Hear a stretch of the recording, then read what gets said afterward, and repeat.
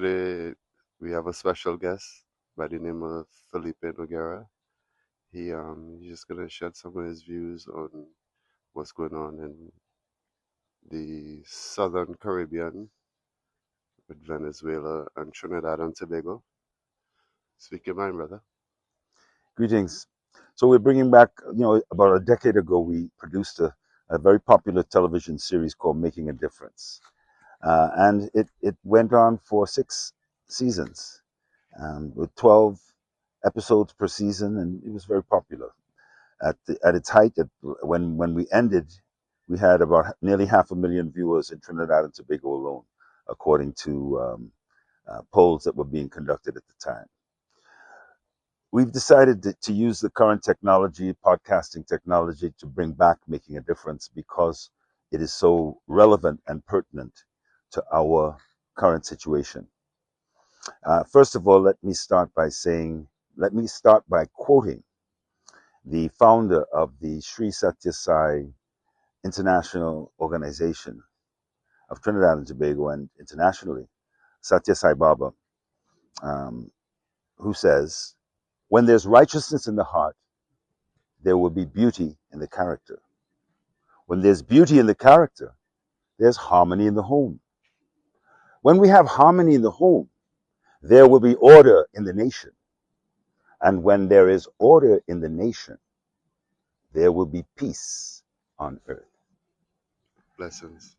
So I share that quote because that is the guiding principle, philosophy, and morality that we want to speak about the situation in the Caribbean today. I am also the coordinator of the Caribbean, or Carry Beyond, Pan-African and Indigenous movement, which has been urging CARICOM leaders to retain the Caribbean as a zone of peace.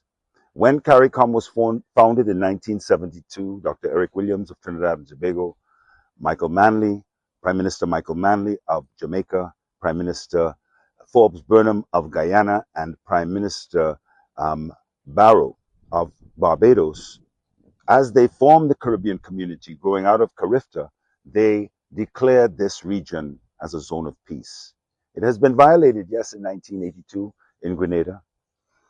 And again, we have been pressing when we see the escalation of violence and the importation of Africans from Kenya, for example, into Haiti, rather than allowing the Haitians to exert their sovereignty and establish peace and unity themselves. We have questioned the motives behind the foreign interventions, including those of CARICOM, because of the vast wealth that exists in Haiti alongside such abject poverty. We have also called for good reasoning and peace in the Essequibo region that is disputed between Guyana and Venezuela. And for decades, these two countries, these two neighbors, while they have had international disputes, they have attempted to resolve them peacefully. So do we have like some kind of documentation in regards to like a peace treaty or anything like that? Yes, definitely. Between Venezuela and Trinidad? Does Or that between, exist? in relation to Trinidad and Tobago and Venezuela, which I was coming to now, what we have is generations of relationships, familiar relationships, trade relationships, cultural exchange relationships that have gone on and have evolved peacefully over generations, over centuries. When you say culturally, like, could you elaborate on that a little bit? Like, Sure, I could. Alegría, alegría, ven para acá, estoy cantando en español, aunque solamente hablo inglés. In Trinidad and Tobago, we sing in Spanish, and at Parang time, at Christmas time, like now, and we don't speak Spanish.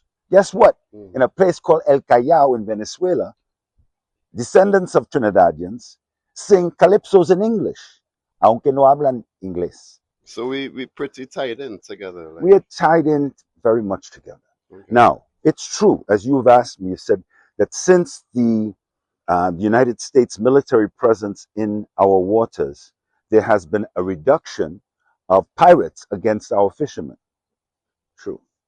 But there has also been the complaint of the survivors of at least 2 Trinidadians who were killed in those summary executions without evidence, without a fair trial, um, that demand justice. So rather than raise that as a political or even a legal issue, what we want to raise is the moral issue of peace. That peace is what will continue to allow the prosperous nature of Trinidad and Tobago to flourish.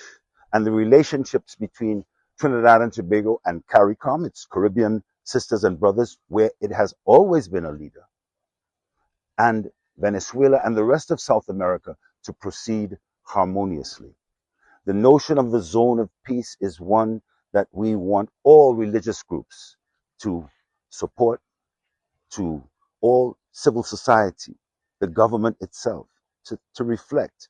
And while we applaud any effort to reduce crime, to reduce violence in our country, in our society, we also ask for wisdom and to look at what the implications of having escalated violence from our shores would be.